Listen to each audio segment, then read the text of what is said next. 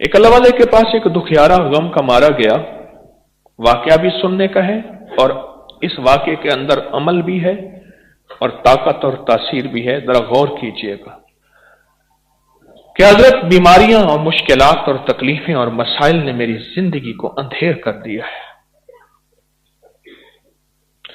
जैसे मैंने अर्ज किया, एक मुश्किल के बाद दूसरी, एक परेशानी के बाद दूसरी, एक गम के बाद दूसरा गम, कि हजरत मुश्किल, परेशानी और मसाइल ने मेरी जिंदगी को अंधेर कर दिया है.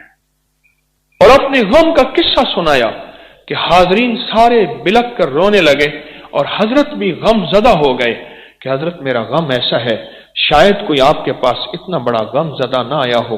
मेरा दुख ऐसा है, शायद किसी ने इतने बड़े दुख की कहानी ना सुनाई हो.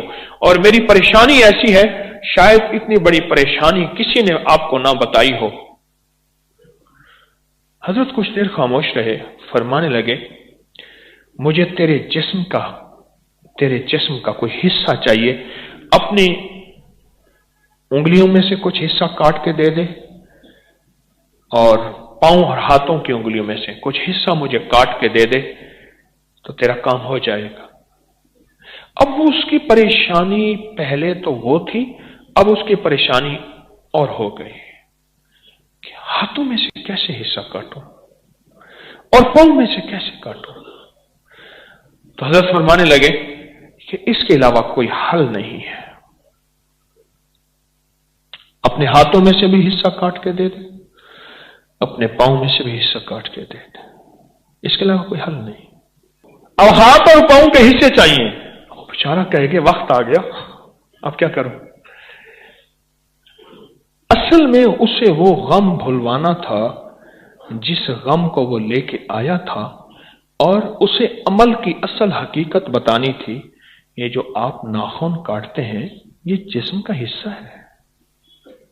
बाल और नाखून ये दो चीजें हैं, ये जिस्म का हिस्सा है. और जब आप नाखून काटते हैं, अल्लाह ने इनके अंदर हिस्स नहीं रखी कटने की, वरना नाखून में आप रोज आपको चीखें. असल में जिस्म का हिस्सा चाहिए और ये जिस्म का हिस्सा लाजिम है. अगर जिस्म को बचाना है तो जिस्म का हिस्सा चाहिए. लैला की लौंडी कहने लगी, बाहर तो बड़े मजनू की लाइनें लग गई.